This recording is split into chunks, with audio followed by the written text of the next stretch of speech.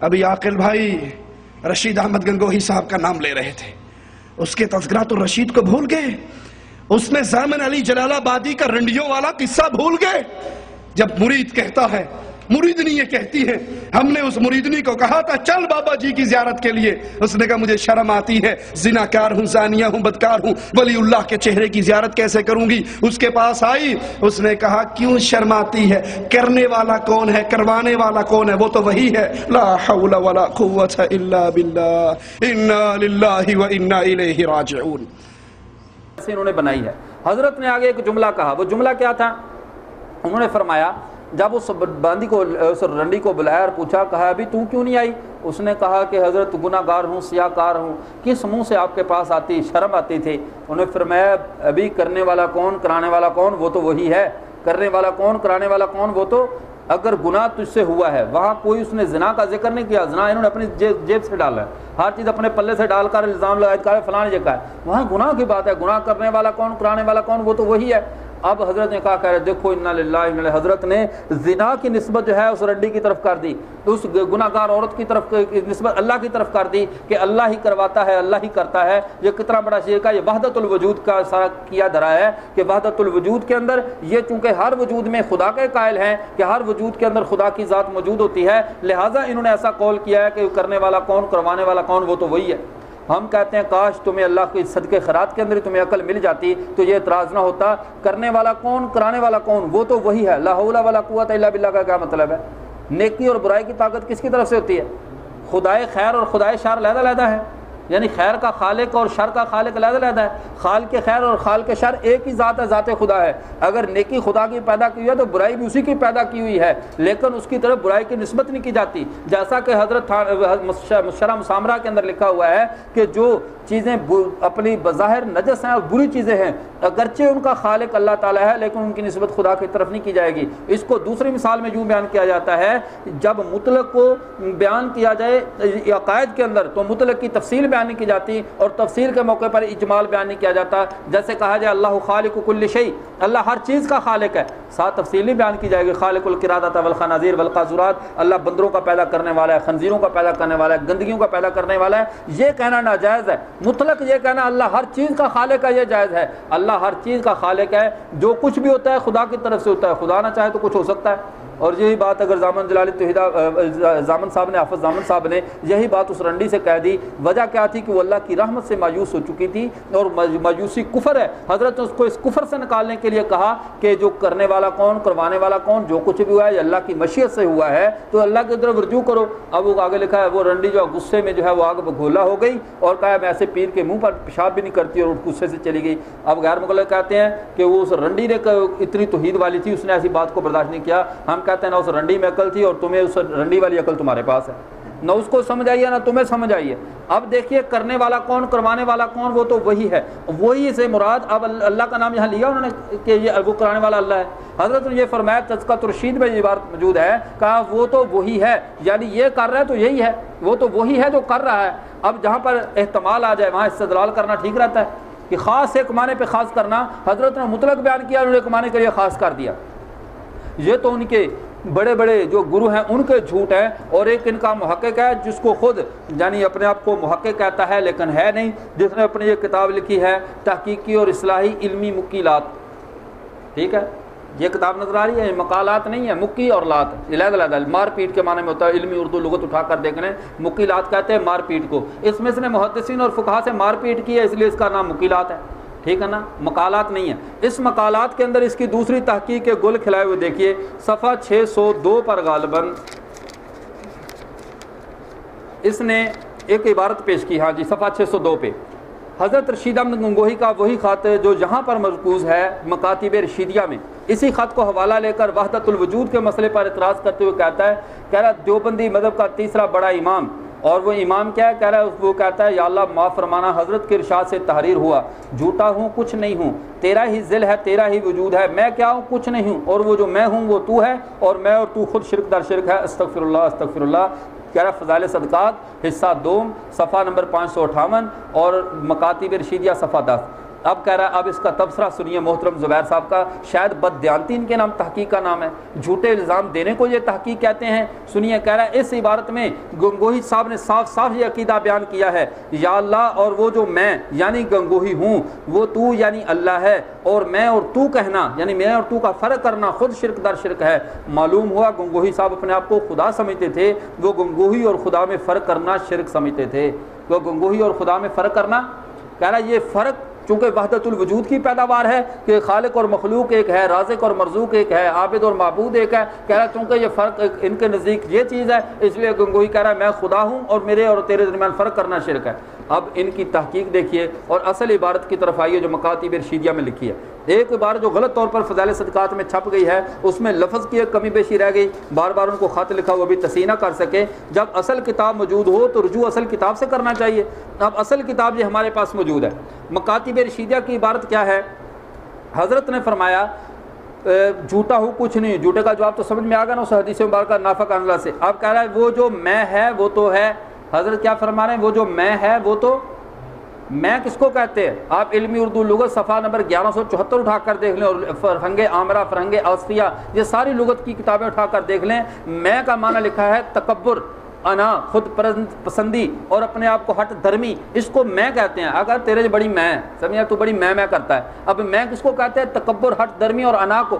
حضرت نے فرمایا وہ جو میں ہے وہ تو ہے، اپنے شے کو خط لکھ رہے ہیں کہ حضرت دل کے اندر جو میں اور تکبر ہے وہ تو ہے، اور میں اور تو دل میں تکبر بھی ہو اور اللہ بھی دل میں آ جائے، یہ تو شرک ہے۔ استغفر اللہ استغفر اللہ استغفر اللہ، لا حول ولا قوت الا باللہ۔ اگر حضرت خود کو خدا سمجھتے ہیں تو یہ 3 دفعہ استغفار لے کر اور لاہور پڑھ کر کس سے استغفار کر رہے ہیں؟ کتنا عقل کا فقدان ہے۔ دیانت کو انہوں نے جو ہے وہ گھر بدے سے نکالا دے دیا ہے۔ اب حضرت اگر خود کو خدا سمجھتا ہے تو استغفر اللہ کس لیے کہا؟ جب خود خدا ہیں تو استغفار کسے طلب کر رہے ہیں؟ حضرت کی عبارت یہاں پر موجود تھی وہ جو میں ہے وہ تو ہے، یعنی وہ جو تکبر ہے وہ تو ہے، لیکن وہاں پر فضائل صدقات میں غلطی سے ہے کی جگہ پر ہوں چھپ گیا۔ وہ جو میں ہوں وہ تو ہے، اور میں اور تو خود شرک در شرک ہے۔ کسی نے کیا خوب کہا، ہم دعا لکھتے رہے وہ دغا سمجھتے رہے، ایک نقطے نے محرم سے مجرم بنا دیا۔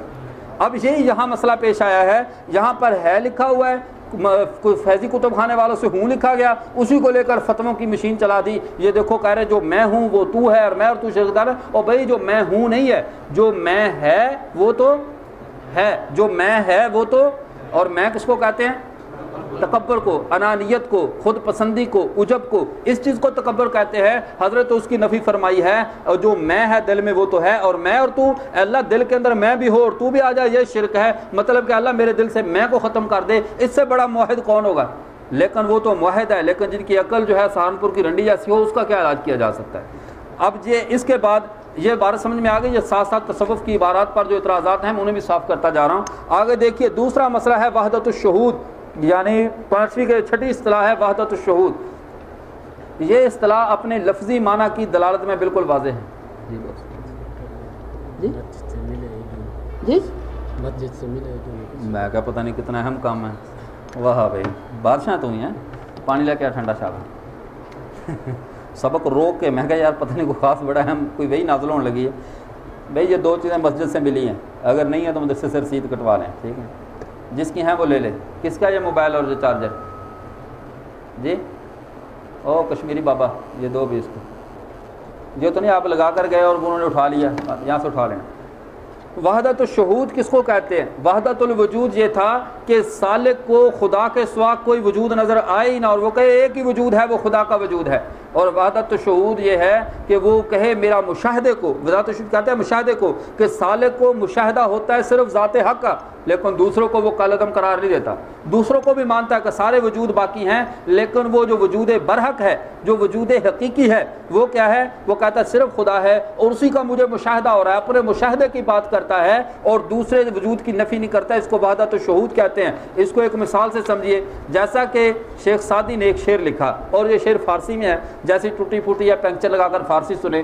انہوں نے فرمایا اب وحدت الشہود کی وضاحت کرتے ہوئے، اور میں مگر دیدہ باشی کے در باغ و راگ، بتابد شب کرمکے چو چراغ، یکے گفت شہ کرمکے شب فروز، چے بودت کے بیرون نیائی بروز، نہ بینی کے آن کرمکے خدا کرمکے خاکزاد، جواب سرے روشنائی چے داد، کہ من روز و شب جز بے صحرا نیم، ولے پیش خورشید پیدا نیم، اب انہوں نے یہ کہا اس کسی نے اس کی وضاحت وحدت شہود کی سمجھیے، کسی نے اس کیڑے سے جو رات کو چمکتا ہے جنگل کے اندر جو باغ میں ہوتا ہے جسے جگنو کہتے ہیں، رات کو چمکنے والے کیڑے سے کہا مگر دیدہ باشی کے در باغ و راگ بتا بدے شب کرمکے چوں چراغ، کہ رات کو چمکنے والے چراغ رات کے دیے دن کو کیا ہوتا ہے کہ تو نظر نہیں آتا، یکے گفت شہ کرمکے شب روز شب فروز چے بودت کے بیرونے نیائی بروز، کہ تو رات کو تو چمکتا ہے دن کو نظر نہیں آتا۔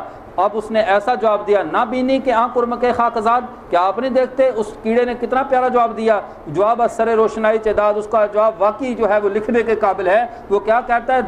داد کے قابل اس نے جواب دیا۔ وہ کہتا ہے کہ من روز و شب جزب صحرا نیم، میں صبح و شام اسی صحرا میں ہوتا ہوں، صبح و شام اسی جنگل میں ہوتا ہوں، ولے پیش خورشید پیدا نیم، لیکن خورشید کی روشنی کے سامنے میرا بس نہیں چلتا، خورشید کی روشنی کے سامنے تمہیں میں نظر نہیں آتا، تمہیں سورج کا سامنے جگنو چمکتا کیا نظر آئے گا؟ یہی بات ہے جب اللہ کا ولی اور سالک ان منازل کو طے کرتا کرتا اس مقام پر پہنچتا ہے، اس کی آنکھوں میں ایک ہی نور سما جاتا ہے، اس کو اور کوئی چمکتا ہوا دیا نظر ہی نہیں آتا، اور کی مخلوقات اسے نظر نہیں آتی، اسے وحدت الشہود کہتے ہیں۔ اور سمجھ میں آئی ہوئے؟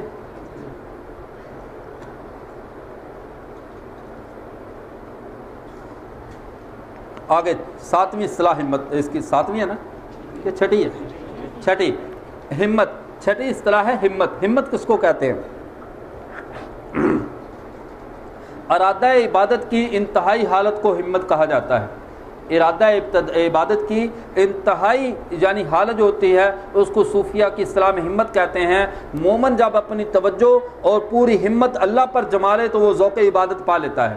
جب نماز کے اندر اس کے دل میں ماسوا کا خیال نہ آئے اور اس کی توجہ 100% ذات باری پہ مرکوز ہو جائے، اس کو کہتا ہے یہ ہمت، اس کی صرف خدا کی طرف جو ہے مبذول ہو گئی ہے۔ اور اگر دھیان آدمی کا ادھر ادھر چلا جائے، دھیان آدمی کا بٹ جائے، دھیان کا ادھر ادھر جانا اور بات ہے، لیکن خود اپنی توجہ خدا کے سوا ہٹا کر کسی اور پر لگانا، اسے صرف ہمت کہتے ہیں۔ ہمت کا پھیر لینا، صرف مانا پھیرنا، ہمت کا مانا توجہ، اسے صرف ہمت کہتے ہیں۔ اور یہ نماز کی انتہائی بلند ترین حالت ہے کہ مومن نماز پڑھتے ہوئے اور عبادت کرتے ہوئے اپنی توجہ صرف خدا کی ذات پر، جس کے لیے عبادت کر رہا ہے، معبود وہی ہے۔ وما خلقت الجن والانس الا لیعبدون، جس نے جنوں اور انسانوں کی تخلیق کا مقصد ہی اپنی عبادت بنایا ہے۔ جب عبادت کرے تو 100% اسی پر توجہ لگا کر رکھے، اس سے اپنی توجہ کو نہ پھیرے، اس سے اپنی نظر کو نہ پھیرے، اسے کہتے ہیں کہ یہ ہمت اس کی نماز کے اندر جو ہے وہ خدا کے ساتھ لگی ہوئی ہے۔ اور اگر اس سے پھیر رہا ہے تو یہ صرف ہمت ہے جو کہ جو ناجائز ہے۔ عام حالات میں آپ باہر بیٹھے ہیں، ہوٹل پر چائے پی رہے، اخبار پڑھیں، ساتھ ساتھ گاڑیاں دیکھتے رہیں،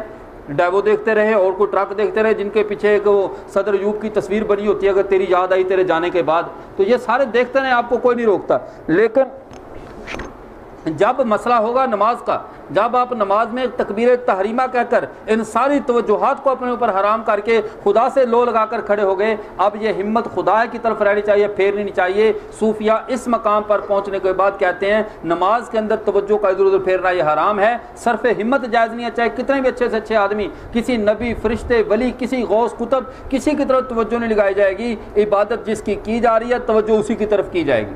اور ہمت اور ہم یہ دونوں لفظ علیحدہ علیحدہ ہیں۔ ہم کہتے ہیں ارادے کی ابتدائی حالت کو، اور ہمت کہتے ہیں انتہائی حالت کو۔ جب آدمی دل میں ایک خیال آئے، کچھ کر گزرنے کا ارادہ ہو، اسے ہم کہا جاتا ہے۔ اور جب آدمی کی توجہ انتہا درجے کے معراج کو پہنچ جائے، اس کے ماتوا کسی کا خیال ہی دل میں نہ رہے، اسے ہمت کہا جاتا ہے۔ قرآن پاک میں جائے وَلَقَدْ ہَمَّتْ بِهِ وَهَمَّ بِهَا، اس نے ہمت کی اور اس نے ہم کیا۔ زلیخا نے کیا کی تھی؟ ہمت۔ اور اس نے کیا کیا یوسف علیہ السلام نے؟ ان کے ارادہ دل میں خیال گزرا تھا، قرآن نے اسے ہم کہا۔ اور حضرت زلیخا کے دل کے اندر سوائے یوسف کے کوئی راہ ہی نہیں تھا، صرف یوسف ہی یوسف، پوری اس کی جو ہے دماغی صلاحیتیں اور پوری جسمانی صلاحیتیں حصول یوسف پر مرکوز تھیں، اس لیے قرآن اسے ہمت کہا۔ ہمت بھی وہم بہا، یہ ہمت ہے اور ادھر ہم ہے۔ اور اگر انسان نیکی کا ارادہ کرے یہ ہم ہے، اور انتہا کو پہنچ جائے اسے ہمت کہتے ہیں۔ بات سمجھ میں آئی؟ اب صرف ہمت، اور اسی کے بارے میں شاہ ولی اللہ محدث دہلوی رحمۃ اللہ نے فرمایا ہمت کہتے ہیں عزیمت پر اپنے دل کو جما لینا اور غیر اللہ کا اور غیر کا خیال دل سے نکال دینا۔ جیسے پیاسے آدمی کی توجہ صرف پانی کے اندر ہوتی ہے اور کسی چیز میں نہیں ہوتی، اس لیے کہتے ہیں اس کی توجہ ادھر ہی ہے، اس نے اپنی ہمت کو ادھر سے نہیں پھیرا۔ لیکن اہل بدعت کا ہمارے ساتھ یہی مسئلہ ہے۔ اہل بدعت چونکہ ہمت کے اندر جو ہے وہ گڑبڑ کرتے ہیں۔